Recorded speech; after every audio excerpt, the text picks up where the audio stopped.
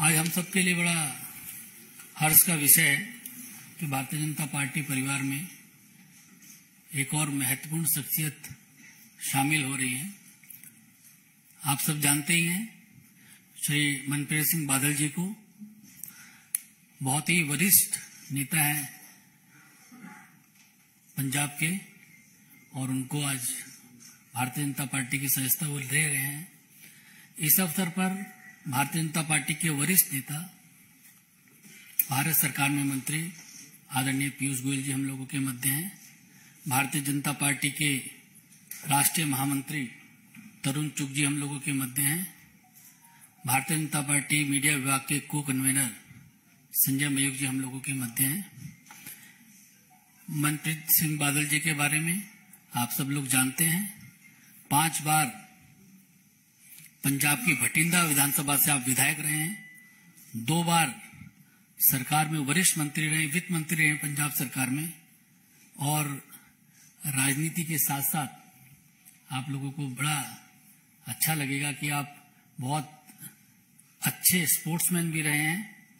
पंजाब को रिप्रेजेंट किए हैं बास्केटबॉल में और तमाम खेलों की गतिविधियों में शामिल रहे हैं।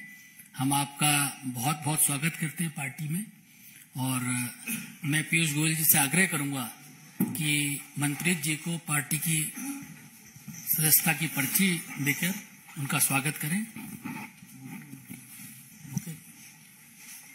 तरुण चुग जी से मेरा आग्रह है कि पुष्प देकर उनको पार्टी में उनका स्वागत करें।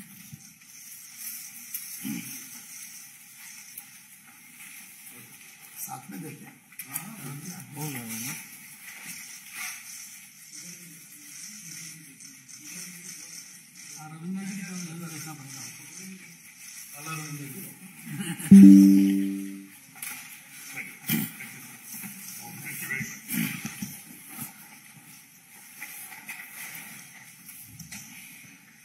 मेरा आदरणीय पीयूष गोयल जी से आग्रह है कि मनप्रीत सिंह बादल जी का शब्दों के माध्यम से पार्टी में स्वागत करें। मित्रों, मैं अपने आप को सौभाग्यशाली मानता हूं कि मुझे आज ये अवसर मिला एक इतने विद्वान,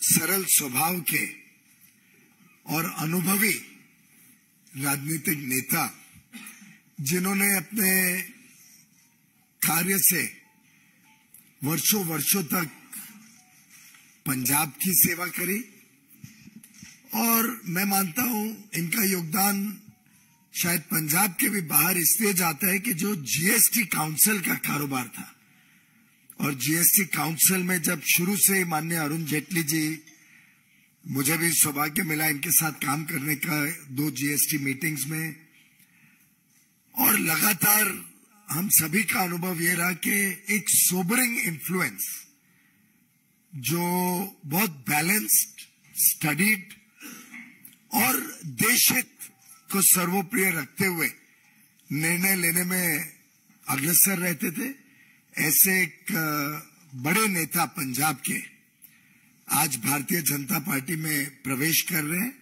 आपका मनप्रीत सिंह बादल जी तहे दिल से स्वागत है, और मेरा विश्वास है कि आपके आने से भारतीय जनता पार्टी मजबूत होगी, पंजाब में भी, देश में भी।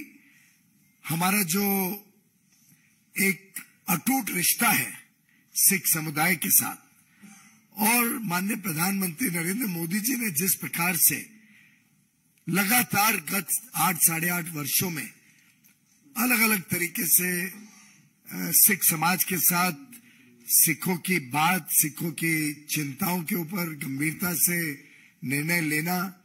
हाल में ही मैं अमेरिका में था प्रवासी भारतीय दिवस के दिन, और वहां एक बहुत बड़ा टोली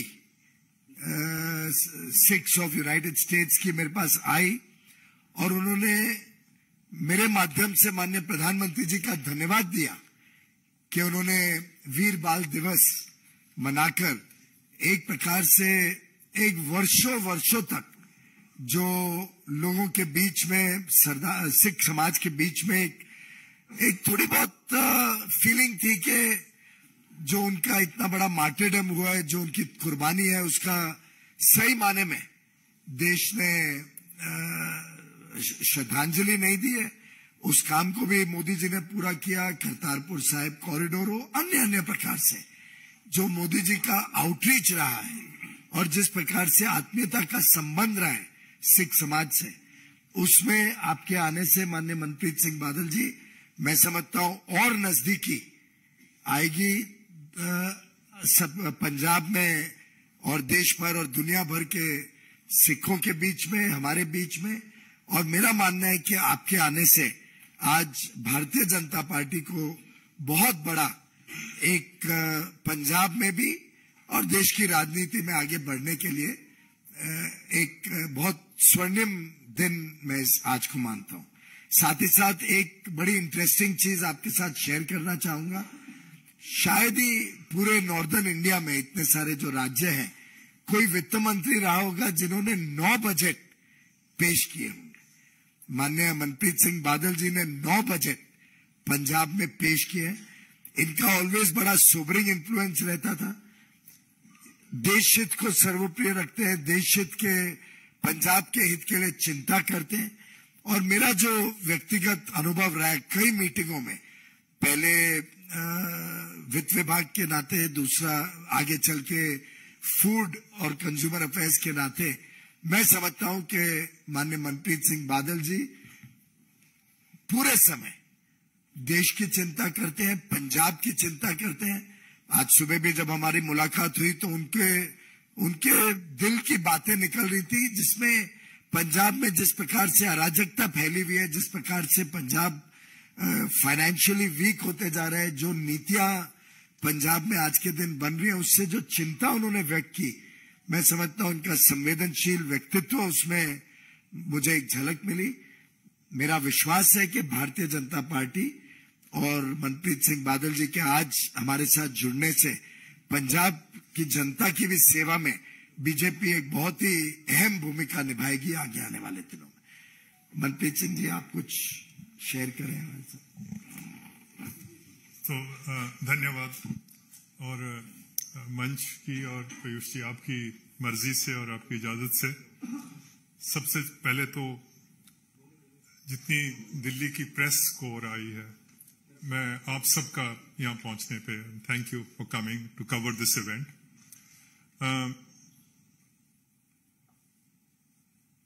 आज बैठे हैं तो सबसे मैं पीयूष जी का धन्यवाद करता हूं। इनकी कोशिश और काविश की वजह से आज इस प्रेस ब्रीफिंग में बैठा हूं। हमारे पंजाबी में एक कहावत है कि मैं आया बीजेपी के दफ्तर में तो साहब आपने मुझे अपने हाथों पे नहीं, आपने मुझे अपनी आंखों पे बिठा लिया। इस बात का मैं धन्यवाद करता हूं। मुझे पीयूष जी तकरीबन 30 साल हो गुजरे हैं राजनीति में। राजनीति में बहुत कम ऐसे मौके मिले हैं जब राजनीति में किसी शेर से मुलाकात हुई हो।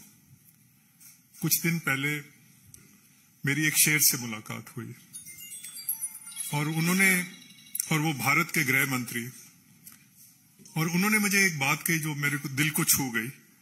उन्होंने मुझे बोला कि पंजाब ने हिंदुस्तान के लिए 400 हमले झेले हैं। 400 मर्तबा हिंदुस्तान पे जब आक्रमण हुआ तो वो पंजाब ने बर्दाश्त किया है।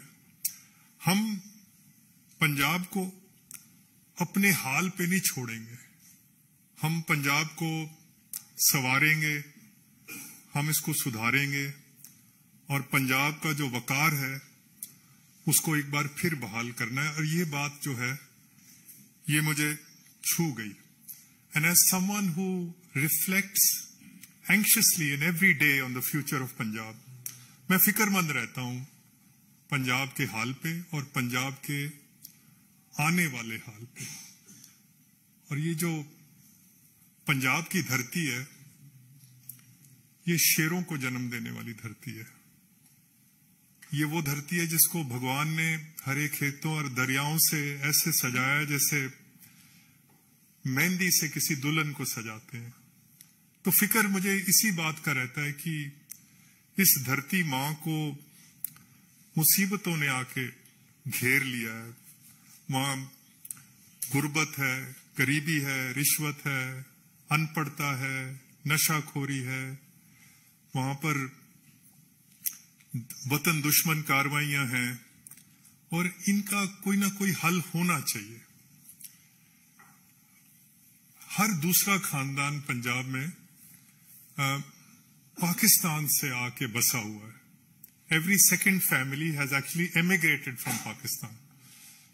और आपकी तो उम्र बहुत कम है, शायद इसको आपको दिलचस्पी भी इसकी आपको कम होगी, पर 10 लाख आदमी थे जो जब हिंदुस्तान और पाकिस्तान का विभाजन हुआ तो 10 लाख आदमी कत्ल हुआ हमारा। लाखों माएं थी हमारी जिनके सिरों से चादरें छीन ली गई। हमारी बेटियां थी जिनके सिरों से दुपट्टे नोच लिए गए।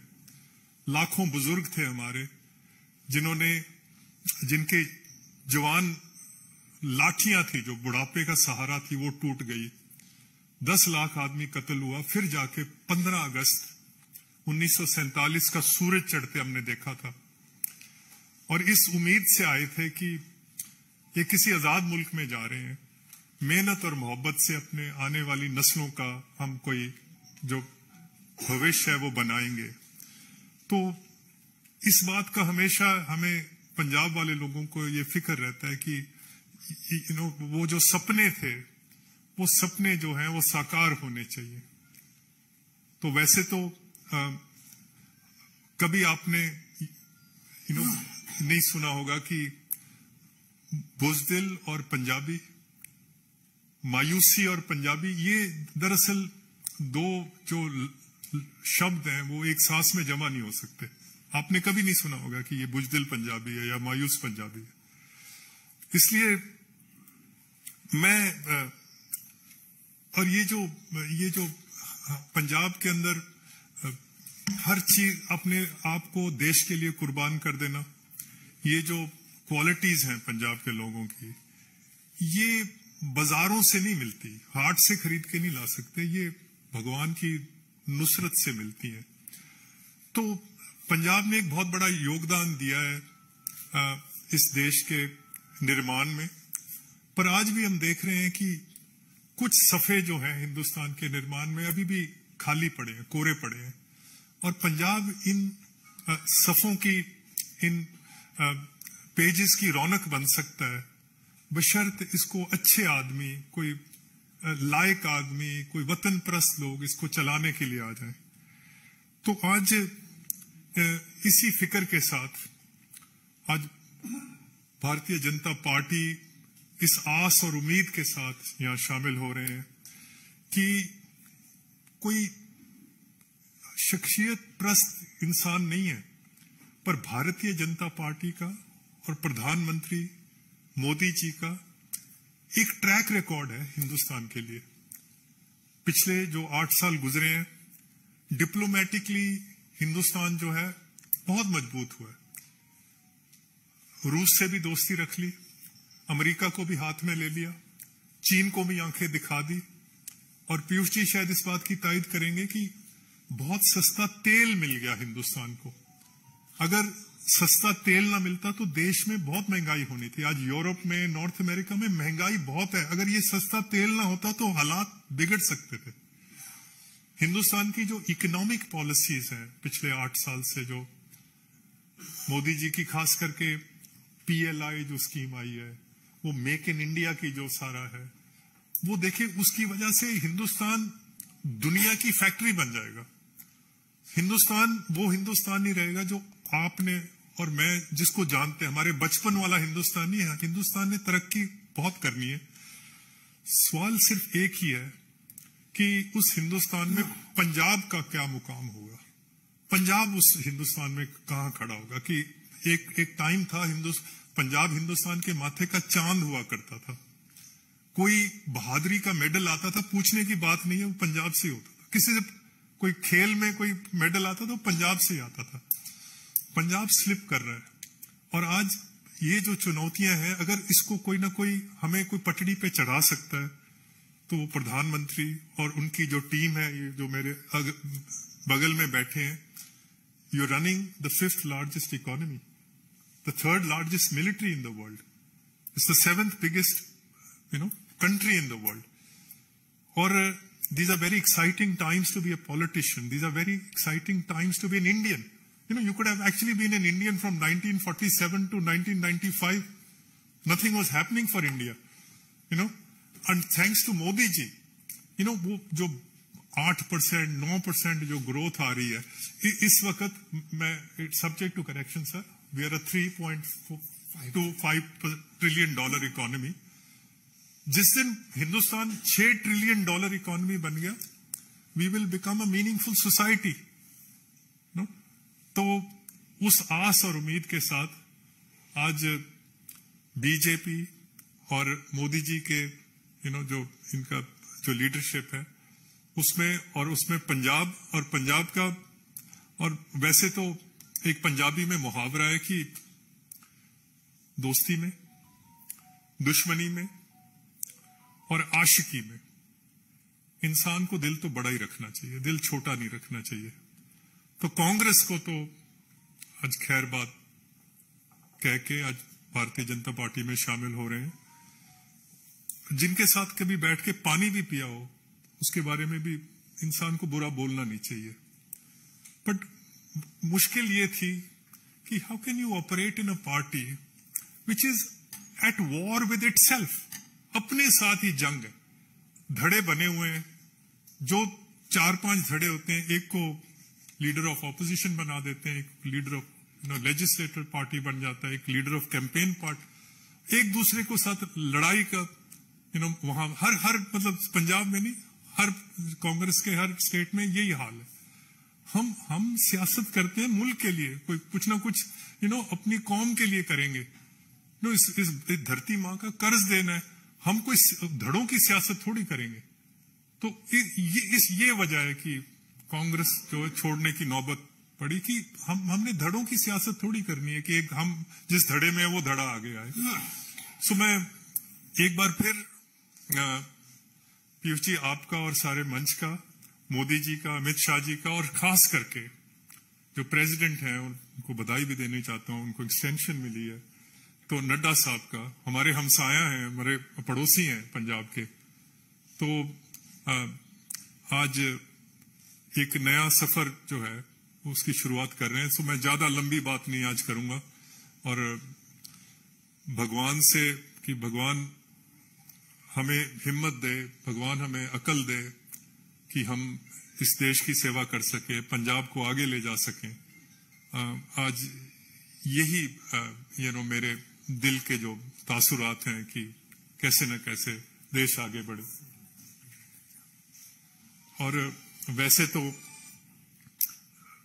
दिल की बातें करनी थी प्रेस के साथ, और दिल की बातें तो वो तो पंजाबी च ही हो सकती हैं, पर मादरी जुबान, क्योंकि दिल दी बंदा जदों पर क्योंकि तुसी समझदे नहीं पंजाबी, तो मैनू राष्ट्रीय जुबान का सहारा लेना पिया।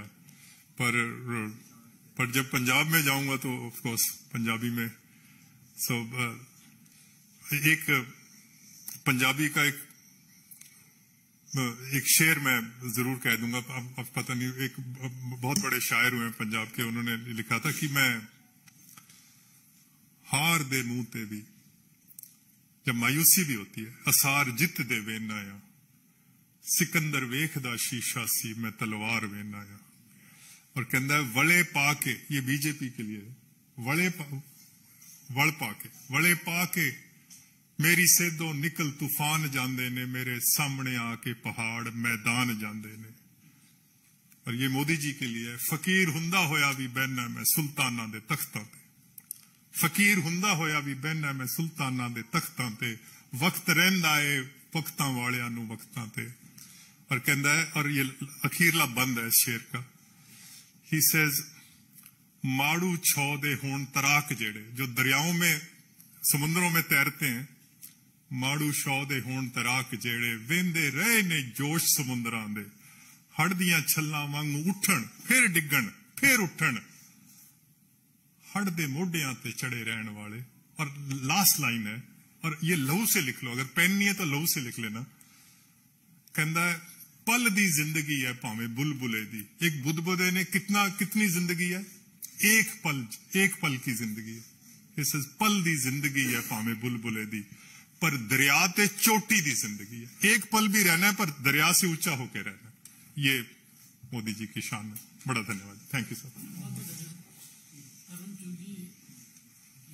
पंजाब से आते हैं हमारे राष्ट्रीय महासचिव हैं, वे भी शब्दों के माध्यम से स्वागत करना चाहते हैं बादल साहब का। आदरणीय पीयूष जी, अनिल बलूनी जी, संजय जी, और आज जिन्होंने भारतीय जनता पार्टी की सदस्यता आदरणीय प्रधानमंत्री श्री नरेंद्र मोदी जी की नीतियों और उनके किए हुए कामों को देखते हुए ली है, मैं उनका स्वागत करता हूं। उन्होंने जी आया कहना। पंजाब के अंदर जो मनप्रीत बादल जी का उदय हुआ था 94, तो वो दौर था जब आतंकवाद था, तमस थी, तनाव था। तो मनप्रीत बादल जी ने बाई इलेक्शन 94 में गिदड़वा से लड़ा था और पंजाब में टर्निंग पॉइंट आया था। एक नई सुबह शुरू हुई थी, गैर कांग्रेसी सरकारों की शुरुआत हुई थी, मजबूत सरकारों की शुरुआत हुई थी। और आज मैं समझता हूं ये टर्निंग पॉइंट फिर आया है 2023 में, जिसमें मनप्रीत जी आए हैं और ये पंजाब के लिए दोबारा टर्निंग पॉइंट होगा और पंजाब जिस के आशीर्वाद से निकालेगी। और मनप्रीत जी का आना एक अच्छी शुरुआत है, अच्छी सुबह की शुरुआत है। और निश्चित रूप से पंजाब भारतीय जनता पार्टी इनके मार्गदर्शन में, इनके सहयोग से, इनके कामों से और तेजी से आगे बढ़ेगी। मैं इनका एक बार फिर बहुत स्वागत करता हूं। Thank you sir.